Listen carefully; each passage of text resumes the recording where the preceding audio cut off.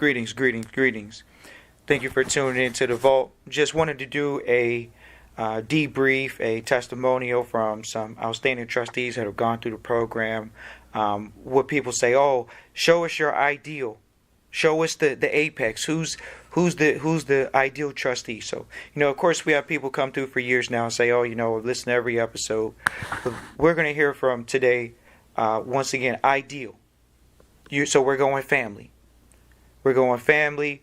We're going senior. We're going in what you call the retirement mode. Fortunately, most people say, oh, they're going to go retire. That means that they're supposed to not work anymore. Go passive. That means you go 60-40 passive, correct? Can you supplement your income now for your retirement savings? So we're going to talk about that. So this is just a welcome to the foundation webinar, testimonial. Going to go in there, add that in there too, because, we're talking about ideal. We're talking about system trustees. We're talking about people that they know more than the average now. And so we're going to talk about that. So ideal trustee. Everybody says they want to retire in real estate. This is the whole hoopla. We're going to see how this works out over the next 30 years. For all the young millennials, think you're going to walk into a generation where the baby boomer is supposedly the biggest generation. So if they're not buying, who's buying? But we're going to talk about today, this family is in real estate. They may talk about other holdings in their portfolio. You don't get wealthy off of one company here. So it's funny how we will have to greet them, but we're just going to greet them with a level of sincerity. If they want to be known by first name basis, that's fine. We can go there. But for the most part, we would like for you all to introduce yourselves. And obviously this is Trustee Training, testimonial. Welcome to the Foundation webinar testimonial. So, you can be as discreet as possible, or, just share your thoughts on, we can even talk about it first. Let's go. What are your thoughts on the Foundation webinar that we just had, I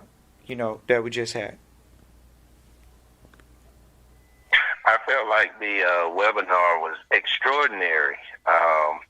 It brought a level of self-confidence. We continue to study and have sessions, but having that one-on-one quiet time with the full group, it brought more things into perspective for me. I agree. It was enlightening.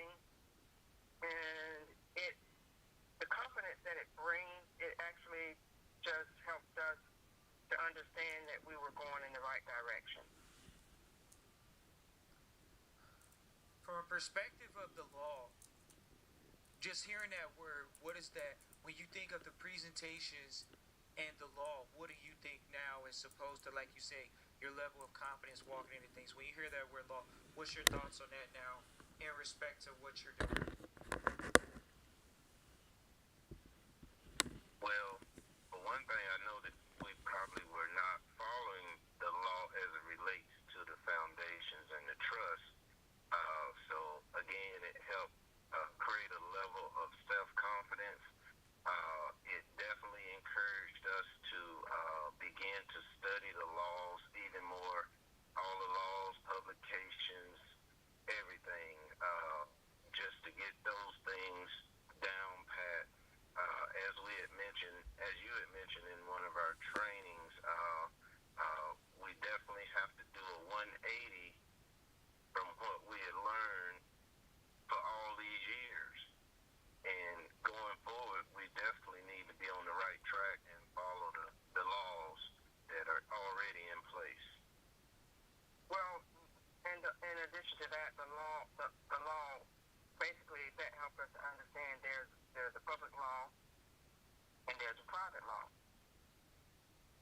So whenever we become the trustees, we are switching from public to private. And so therefore we're following the guidelines for that private law for trustees as we manage these trusts, as we manage these foundations. So that's a big difference. The law, looking at the law, it lets us know that, oh gosh, we probably should have been doing this a long we had this knowledge. But because we didn't have it, it's still not too late. We're redirecting how we manage. Instead of managing publicly, we're managing privately. Good deal. Okay, so we're just gonna hop straight into it. This is we don't want to classify your wealth, but we're just gonna talk about holdings, and just talk about your thoughts. You can even talk about how long it took you to build the portfolio, each portfolio, whether it's the accounting practice, whether it's the real estate, and any other ventures of significance that you want to talk about. But could you talk about your thought process, how long it took you to build your real estate portfolio, once again, the accounting practice, and as well talk about your thought process on moving forward and divesting yourself of those assets, and maybe your thought process on behind why you built out the portfolio over a period of years, and now you're divesting yourself of the assets. Could you talk about that thought process? On why you're choosing to move forward. Maybe it's age, maybe it's life phases, whatever it is. But if you could, that'd be great. Okay. As far as the accounting business, that's been built out, I should think. Building that up, it took us 11 years to build that up to where it is now. And we were doing this a lot longer before the current business itself. Because we've started several accounting businesses and we sold them. So now, at this current time, the current one that we have, we've been building on that for 11 years. And so that has definitely been very profitable. The business has been very profitable. And so we're moving forward as we're transitioning. We're looking to do something different. We're looking to either sell that business or retire from doing that. But in relation to the real estate, it has taken us. We've been building that since started back in 1995. Really took on a lot of management assets during the Depression. Which is that 2008? 2008 era? Yeah. Okay. Yeah, from the 2000 Depression. 2016 to 2016. Took on more assets during that time. And we have managed well, but we just wasn't under the right umbrella. So now we're looking to, we are in the process of divesting assets and looking to go more passive. And it's thus far it's been rewarding and satisfying because it takes a lot of the hands-on off of the management portion of the real estate. And I think that's the way most of us in the public have that's all that we've ever known was to do the hands-on. And so we're out working sun up to sundown. But learning a different avenue for working in the private versus the public is showing us different avenues on how to allow your money or your funding to work for you.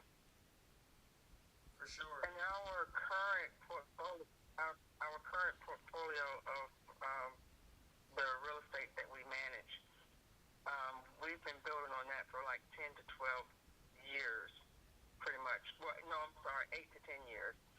And building that has really grown because a lot of the properties were purchased during the last recession, and that was at very low prices. So even in the current market where we're in, I mean, they have really increased in value so much that it's just overwhelming. Okay. And so that has been very, very good for us as far as managing those properties.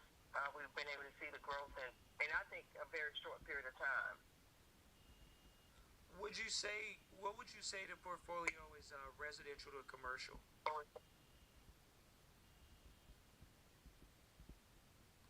It's mostly residential. Okay.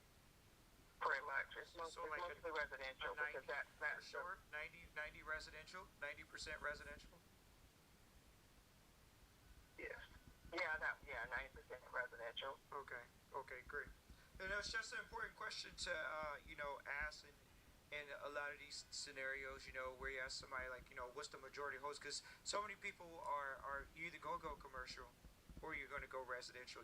Those are two different things. There's nothing wrong with either one, but just understanding the portfolio, the makeup of the portfolio. Are they charging rents? Are they collecting cash flow from rents? Like you say, even talking about purchasing the property, getting a great equity increase. Now you have an equity position that you can sell out of with, a 5-time multiple, which is great. You sell out of something with a 5-time multiple is great. And, like you say, in a less than a 10-year period or 10-year period, you're selling out, even if you get collecting double-digit, returns off of that property, you're doing well. And so for you to even have anything higher than that is always going to be great when you talk about selling out those properties. So just to, get a couple more questions in before we wrap up here. Your thought process now moving it more to a passive position. Some people could say, people think, oh, you're going to make all this capital, be a manager, and then not do anything. What are your thoughts on moving into more of a passive position, really having that come to fruition, and moving in that capacity? Well, like I mentioned earlier, managing on the public side was so much more hands-on. Even if you have a management company handling your properties, you still should be hands-on if you're on the public side. Going more toward the passive side, I am managing a couple of portfolios now, and I have absolutely no hands-on. And so that has been tremendous value to me, so that my wife and I can spend more time together and do more pleasurable things, and most of all, manage our trust and our foundation properly. That's very important. Manage the trust and foundation properly. Oh yeah, definitely. Yeah, for my perspective on the passive is that it would be more enjoyable for us. When you've gone so many years of, like Sean, like you just said, hands-on and dealing with people day to day when you're managing tenants and you're managing these properties repairs and things like that. Going more to the passive side is more rewarding, I think, and you're able to manage better. I think you're able to manage well because when you're hands-on, you're not on. It's still a passive income. However, it takes so much of your time. So we're at the place right now where we don't want anything taking up any more of our time.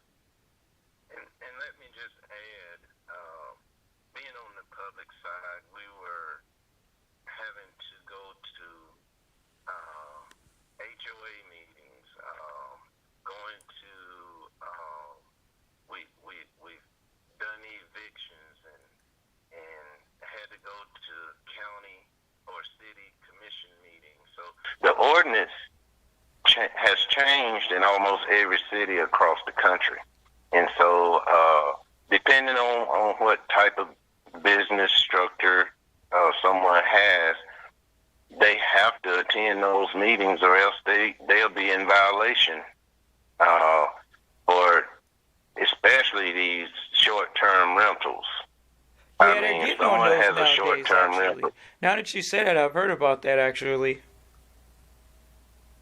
Oh, it's continually. Yeah. I mean, and if someone has a party, then you get nationwide exposure.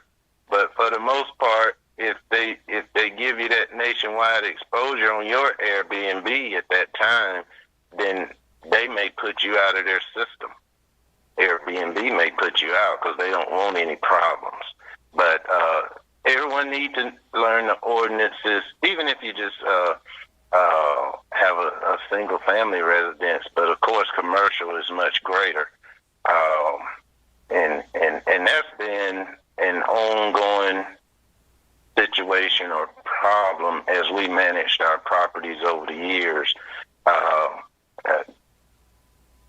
It's like it's never ending, and a lot of the revitalization comes with new ordinances and new rules, and so that has it just wars down to the point that we got to look for something different, because we can't go to these meetings consistently just for an ordinance change.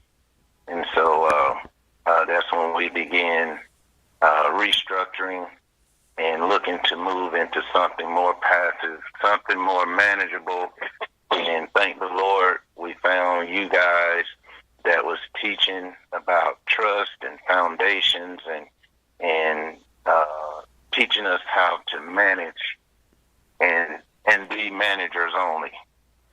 Well, let's just go ahead into it as we wrap up here. So, one of the things that, people come through and it's about the training. What could you say about the training? And then, hey, you told us a story last time we were talking about how someone else was asking you questions and you can tell they weren't trained. And there's a big difference between having a training and not having a training. Now, we provide the materials, but what would you say about even the quantity of the materials? Not just the quality, but the quantity of the materials for someone that's just starting out, such as yourself. And not just starting out meaning like, oh, this is something you just started. We're just saying from our training perspective, not from, your overall, you of course you've been dabbling and doing things in your life. But we want to talk about it from the perspective of at least going through the vaults training. So if you could talk about that, that would be great.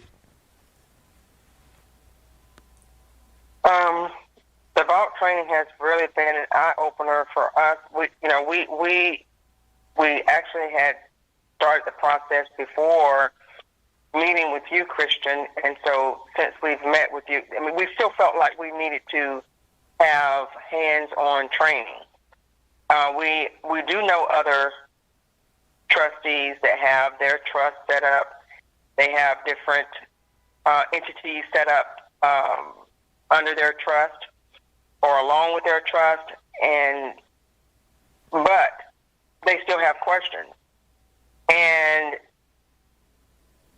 if we have questions, we can call or email you. That's a big difference.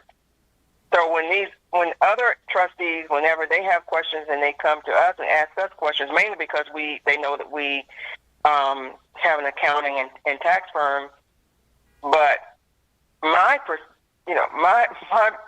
attitude toward that is like I'm not going to give you information that we have paid for to learn ourselves in order for them to get it. I don't have time to train someone else.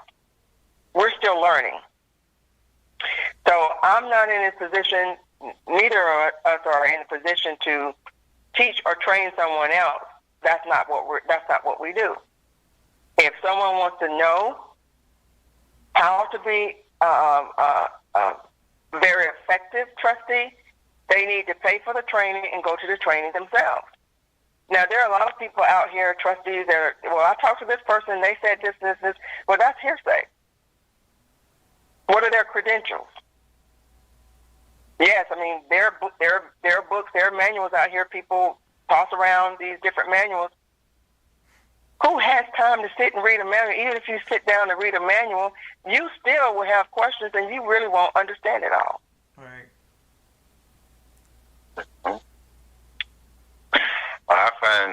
much value in this training. If someone come to the actual initial training session, I don't see how they couldn't want to take and become a part of it. Depending on where a person wants to go in life, Right. It's a matter of them taking the step or not. But for me, it's just so valuable. Christian, you're such a good leader and a trainer. You know when to get on to us. You're very direct, and that's most important throughout the whole training, because the directness leads to the hidden motivation, and it keeps people honest and let them know, well, either you're going to do it or you're not. So I've just found it to be so valuable that if someone wants to transform their lives, this is the way to go.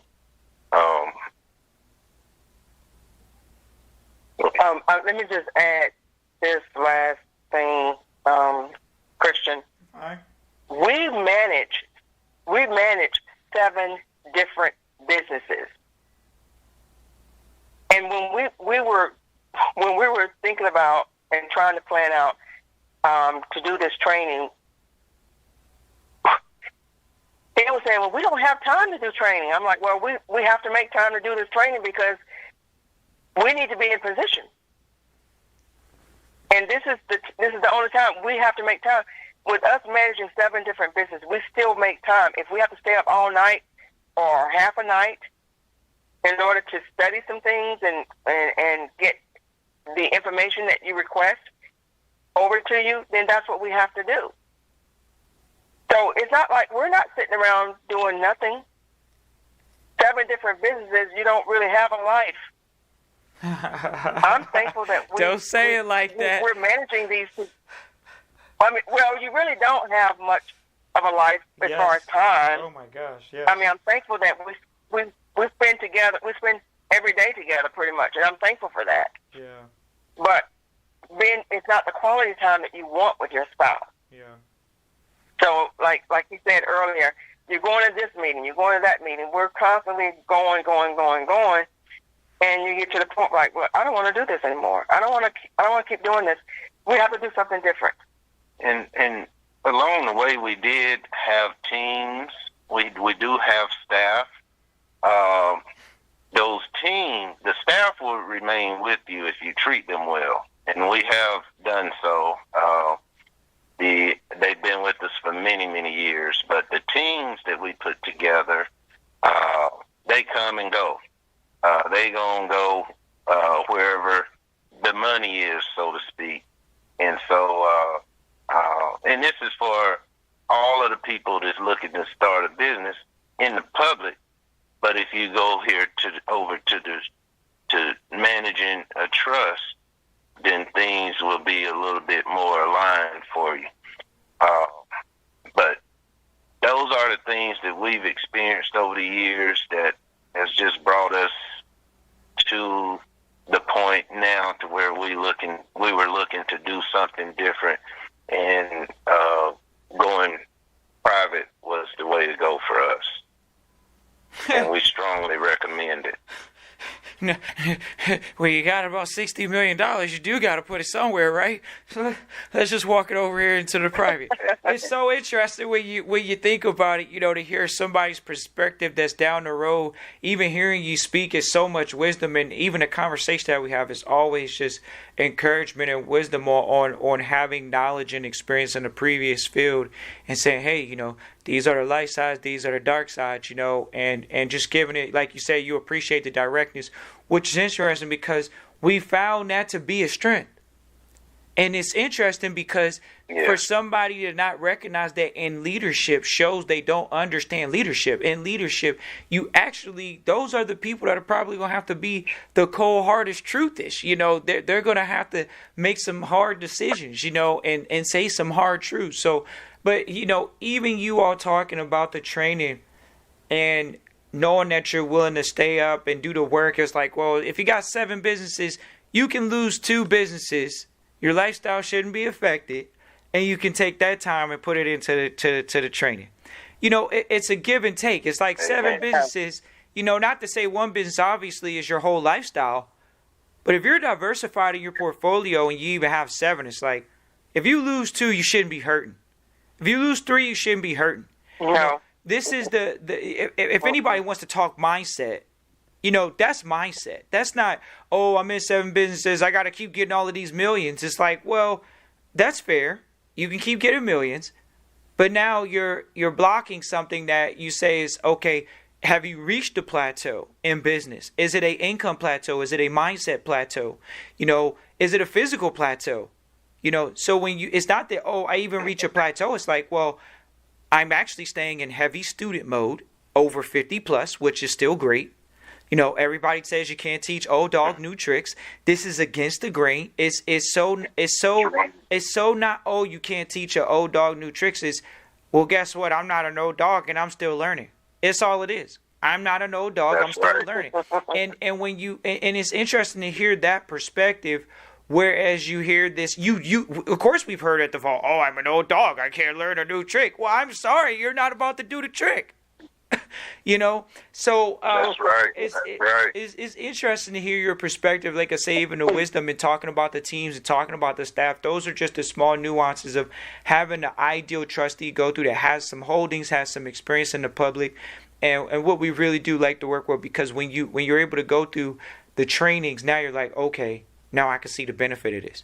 Whereas if we're sitting in the training and there's no questions, there's always a question in a room full of smart people, right?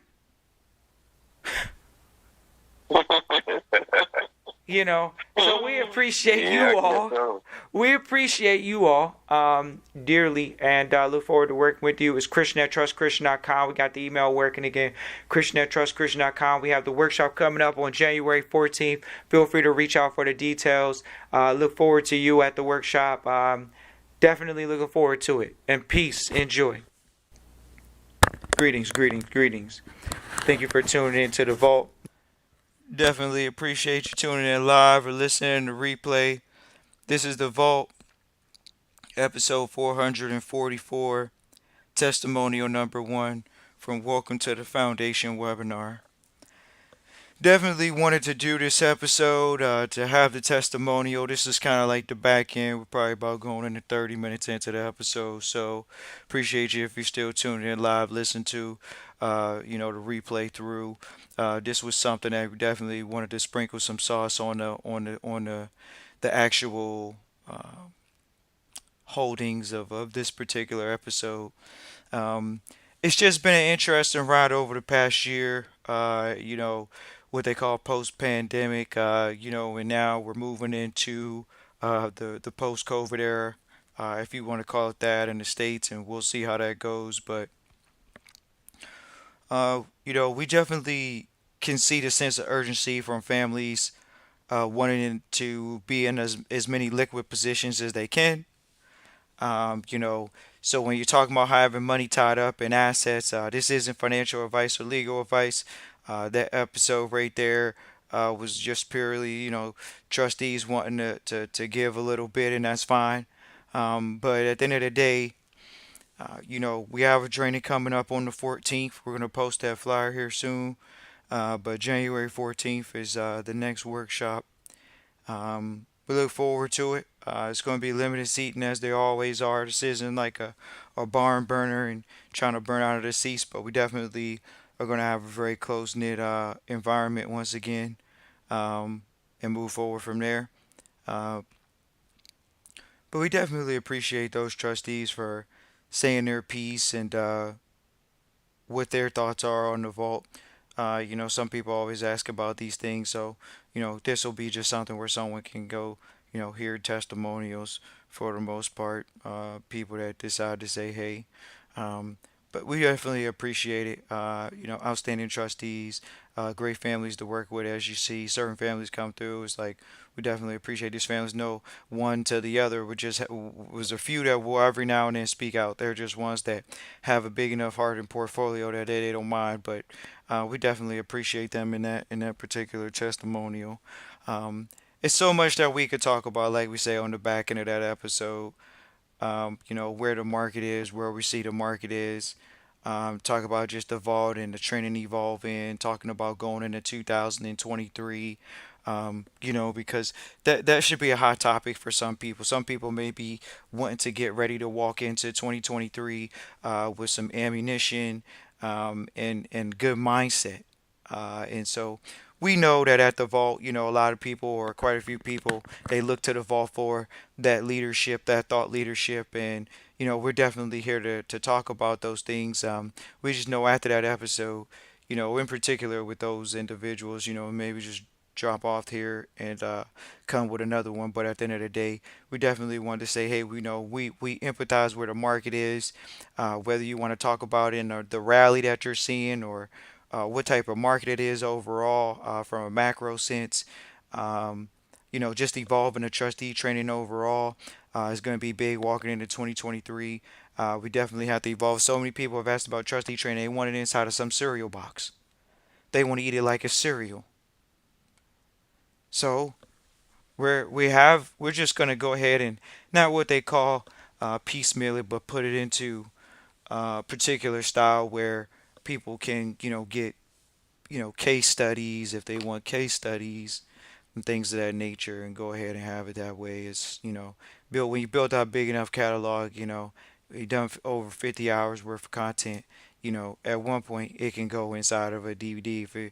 Even if you're just doing 8 hours, we've done over 50 hours. So we're definitely excited about that. Thankful for that. Um, and if you have any questions, feel free to type any questions in the chat. Other than that, we definitely wanted to do that episode in particular with them because, like we say, they're considered to be ideal trustees. I mean, of course, that's not just at any a shot at any particular income level, but when you have assets, obviously you're carrying over $250,000 in assets, $1 million in assets. They're carrying over that, so that's why we want to interview them as well. So when people say, "Oh, I want to talk to the accredited investors," well, the accredited investors are the individuals that we talk to here at the Vault. Um, and that's something that we're excited about to really have them, uh, you know, sit in that position, and be able to talk from that position. Because a lot of people say, "Oh, well, I'm not in that position." It's like, well, this is what one looks like. They're holding multiple real estates on the public side. They were talking about it. They were mentioning not just on the public side of their holdings. They're also talking about, the management of it. When you talk about being a management company, so many people want nowadays they just want to collect rent from the Airbnbs, but that's called management. So you're a management company, whether you're third party management or not. And so, we do have those people come in and we get them to talk from that perspective. We're happy, we're thankful that they can come in and talk from that perspective. It was really good to have them come in and talk from that perspective. Um, because that's not the Vault's perspective right now. That's their perspective on them and their position. So you hear something that's a little bit more tangible, some people can bite into and look forward to, whether that's going down a 20-year path or even down for the path of, hey, I'm going to do this for the next 10 years and cash out in 2030. Whatever it is, we see the shift already happening. You're seeing a shift in real estate. No one wants to see that there's a major sell off in real estate. So what are you going to see? Are you going to keep seeing them build homes and people going to keep buying? Well, interest rates are up. They're up over 5-year highs. We could talk about that from that perspective. The real estate interest rates aren't that big of a deal, but it's different when you're paying still more. When you're paying a whole point and a half more, 1.5 more, 2.5 more. That if they're moderating inflation, once again, there's still a point and a half more. If you're going 2 points more, oh yeah, we got interest rates were 1.5. Now they're at what, 3? What are they at, 4? Oh, we don't want to see the interest rates at 4 or 5. Where are the interest rates at for your mortgages? that you're getting for the Airbnbs. But oh no, they don't want to talk about that. Why? Because these are novice real estate investors that don't want to talk about interest rates because they're maybe not even informed on what the mortgage rate is for housing at this point. Maybe they're novicing it. Maybe they got a realtor. Maybe they got a real estate agent that knows this information, and they got good credit. Oh, I got over a 750. I got over a 670. Whatever it is, they're still buying properties in their name. Hmm. Well, I'm gonna keep getting them in my name. This is the mindset at a novice level. But then when we're talking about who's really acquiring properties right now, they have to build the properties too to uphold this demand of buying. It's not just for commercial buying, it's also residential buying. So there has to be a demand. And demand has slowed down. Demand has slowed down for multiple months. We're not going to say it's a contraction, but it's daggone sure a slowdown. And there's nothing wrong with that. You know, when you lighten up the boards every single month with millions of homes being built, you got to have millions of people buying somewhere in the near term future. So getting interest rates at 1.5, 1.7, no more than 2.5 sounded great. Now you're getting interest rates above 3.5. And they're looking at that. That's money taken away from the vacations for a few years. Exactly.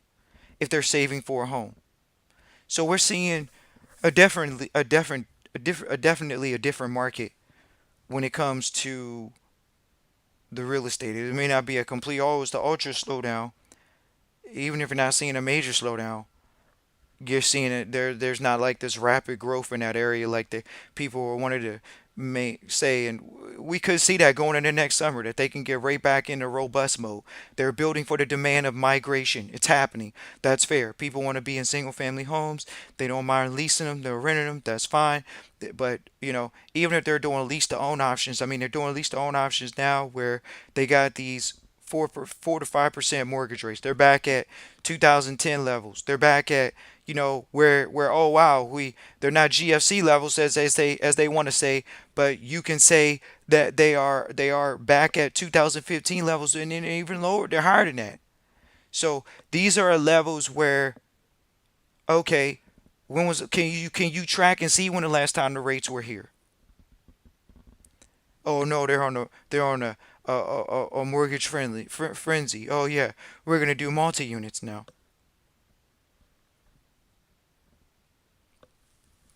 Sure.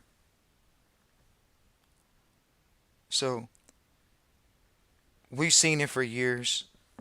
The ups and downs of the market. Uh, what we can tell you is, so far it's interesting to see this rally here going in towards December and going into January. You're seeing what is can be considered a rally. It's really interesting to see this slight rally, honestly, in the markets. People are traveling for the holidays. We haven't seen mass cancellations. You've seen the airplane pilots, pretty much just run smoothly. So we're gonna see if there's any major delays, any major cancellations. Um, and pretty much in the states their market's pretty much wide open. People from foreign countries are traveling and from Europe to get to the states because they're wide open. And it's not to say Europe's not open, but you're seeing people travel right now. And so that's one of the things you're seeing capital being outlaid on. It's interesting to see people may not be prepared for that, but so it's not, oh well, we're going to see gas prices go up. Yeah, because oil. And guess what, they're traveling. And then you had what's so sad. How can you trust the news when these people didn't even report it properly and said that there was a meeting that said that OPEC Plus was gonna do X, Y, and Z. Literally the next day, if you're not watching it every day, they literally came back and said that that was a false flag and that was falsely reported. So how can you believe the news? It's like if you're not watching it every day and you're getting soundbite and you're believing sound bites, you can get gobbled up. But when you're watching it every day, you can literally hear them 2 days later or a day later say, "Oh yeah, well there was a miss print on the information." So these information sources are half ones. And if you're staying up and current to news, you can see where the market is at. Oh, this company's doing a downgrade. Well, from the way things are looking, every company is pretty much about to report strongly, whether y'all know it or not. They're going to report strongly. This is going to be one of those interesting fourth quarters going into the first quarter. What are you going to see? It get quiet? How can it get quiet? They need the first quarter to sound loud in the States right now. The UK needs the companies to sound loudly right now. Otherwise, they're going to have to tout recession. They're not trying to do that. Fourth quarter is going to be robust. They all cut their earnings pretty much a quarter ago, and now they're ready to say we're going to at least hit the marks of our basic benchmarks. They're doing what? Lights out sales. Who's not looking for a deep dish sale right now? They're giving it out. Inventory's high. They're giving it out.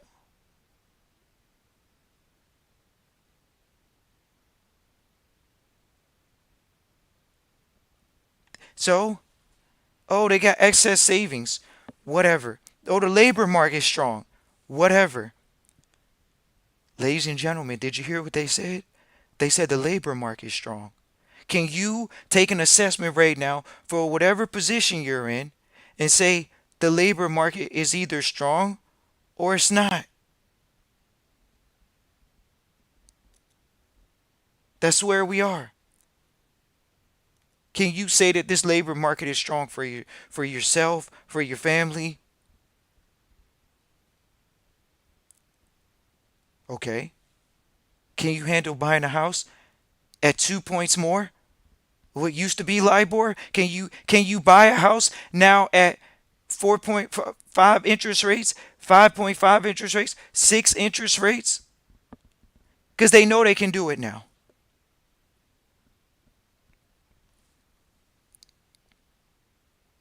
Okay. So the market, we're going in December. It's not completely over yet. How is the market 2 or 3 points higher, and some markets are hundreds of points higher with companies coming in saying we didn't meet our earnings? Companies across the board. What was holding up the states besides entertainment? Tech. And most of your favorite tech companies have cut significant staff. Now that's not a ripple, because tech's in its own bubble. Maybe they just experienced a bubble. 20 years later, the tech experienced a bubble where they went on a hiring frenzy, and all within 1 year, they can almost cut half their staffs. Did they out AI themselves? Did they out machine learn themselves?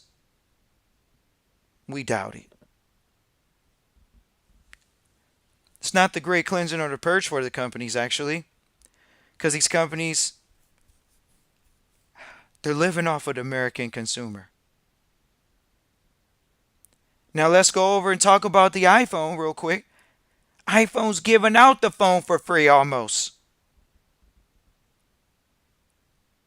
iPhone's giving out the phone almost for free. And guess what? One of their largest markets have been shut down. This is supposedly $1 trillion company, Apple. If they can get one of their largest markets back open again in Apple, this company could easily go back to dominant status. $1 trillion company. Easy. Partially because it's mass produced. It's like a McDonald's. But they can get a market back that will give them the confidence that they need for whether it's domestic investment again and foreign investment. Can their largest market squeeze them out of business right now? That's almost what they could say, but it's not. But could they squeeze them out of business? That's not. And this is what happens when you start seeing doing business internationally and countries don't want to allow you to come in and do business, or they're going to cut down and throttle your companies doing business in their country but want free reign in your country. interesting to see the thought process behind it. Appreciate you if you tuned in live or listening to the replay this long. Appreciate you for sure. But just thinking about that, ladies and gentlemen, look at the public market. We're not endorsing any companies, not financial advice, not legal advice, but just having a conversation about these companies, about what's going on when you're listening and you tune into the marketplace. Or we can see it. And there's good things on the horizon. A lot of opportunities. Peace and joy. Christian at trustchristian.com. Peace and joy.